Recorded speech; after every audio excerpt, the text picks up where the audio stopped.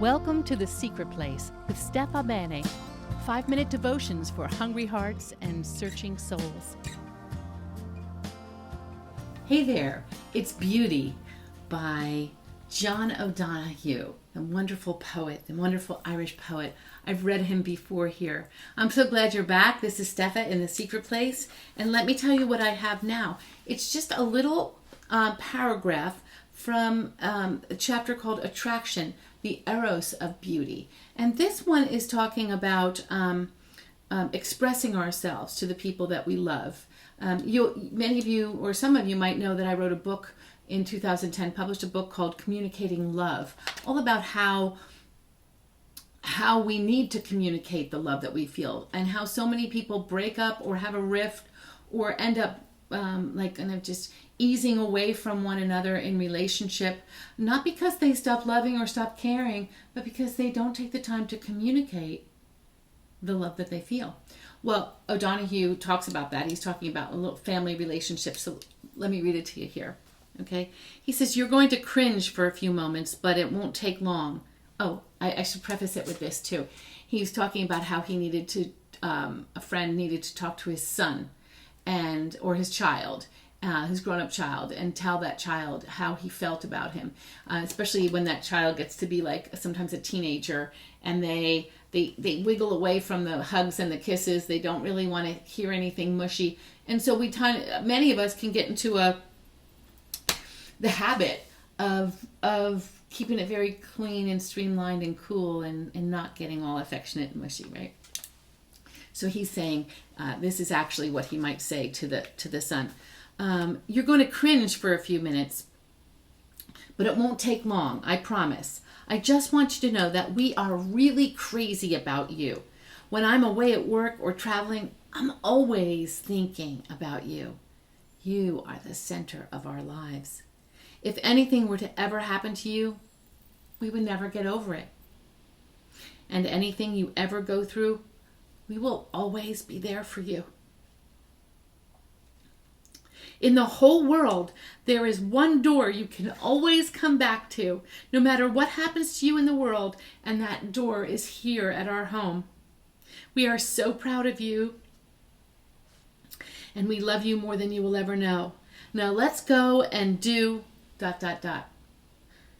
Then cut it. Leave the words right there for your child. Go on and do as you had planned. This moment might be difficult, but it is one of the most valuable gifts a parent can give to their child. The power of the word is amazing. The child will return to the words and never forget them.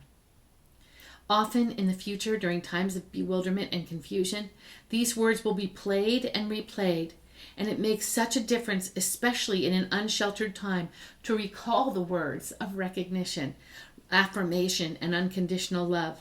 They help build that inner sanctuary where poise and belonging come to dwell. Wow, isn't that powerful?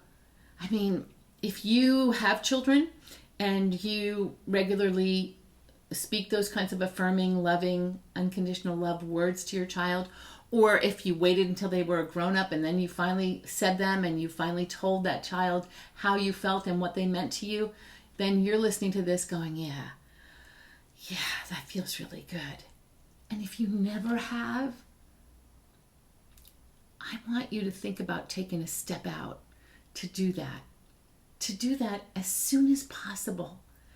Even if they're a rebellious, contrary 15-year-old, if they're snippy 12-year-old or high and mighty 22-year-old that can do it all, reel it back to what you know in your deepest knower, how much you love them, and find a way to tell them, to grab them by the ear and just get their attention for 2 minutes, to really affirm that.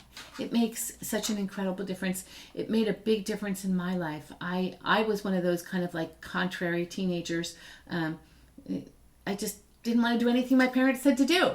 I did it. I usually ended up doing it, but I didn't want to. And I whined and I complained and I pushed back. I won't even go into other things that I did on this camera. But when I was in my mid-20s, something happened that was really special that I thought I'd share. And we were living in a New Jersey seaside town, and we had our first little home, and oh gosh, we had absolutely no money, like 2 pennies to rub together, right? And 3 kids, and we had bought this fence, a small fence. It was a white picket fence. I always wanted a white picket fence, go figure, right? And we put it just across the driveway. The rest of the place kind of had hedges, so we didn't fence the whole yard, but we just fenced this white, it was kind of a tall white picket fence, a gate basically. And so it was open, and we had painted it. We had just painted it. It wasn't very expensive, but anything beyond $10 was expensive for us at that time. And my dad was working in the same city, and for some reason he came over that day. I don't know what it was. You know what? Maybe it was Thanksgiving that year. Anyway, he was backing out of the driveway, and even though the gate was open, he backed the end of the car into that gate. Like, I don't think Dad ever had car accident in his life, but there in my little house, after we had just gotten that gated fence up, he backed in and crushed one side of it. He felt so badly, more damage to the gate than to his car, but he left and whatnot. Well, at some point, I don't know when it was, weeks or even maybe a couple months later, he stopped over on his way to work, and it was great because I never saw Dad stop over at our house. That was the holiday before that, but he stopped over, and he said he was running to an appointment, but he wanted to give me this as a little something. I opened up the envelope, and it was a check. It was a check for several $100s to get a new gate, to get a new fence. I was like, oh, thank you, Dad. You didn't need to do that. No, I did. It was actually double of what it would have cost us, because that was my dad. Anybody listening remember my dad?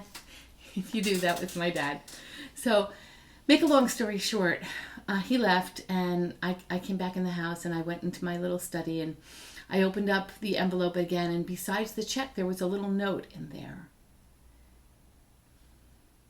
And that note said something like this: here's a little something to help cover that fence.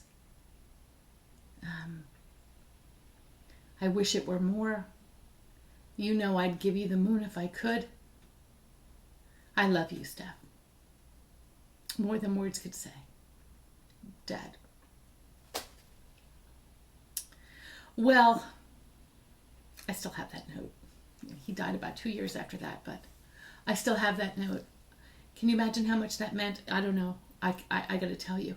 It meant so much to me. Was it that I didn't know that my dad loved me?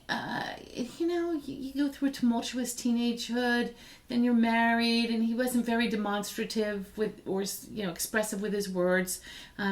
Whatever he did when I was a child with love you, but yeah, I don't remember that. I don't remember, that. I remember Dad being busy and having a lot of us to take care of. But I'll tell you something. Just that note. It did so much it stayed with me. Dad loved me. Dad loved me. He loved me. And I guess just this afternoon I'm interested in, I'm always interested in this, but today I'm just wanting to remind you that the love that you hold in your heart needs to be expressed.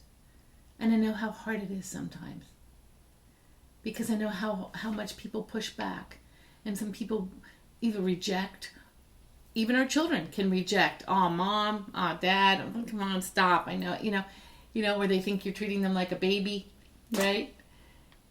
It's worth telling them. It's worth telling them again and again.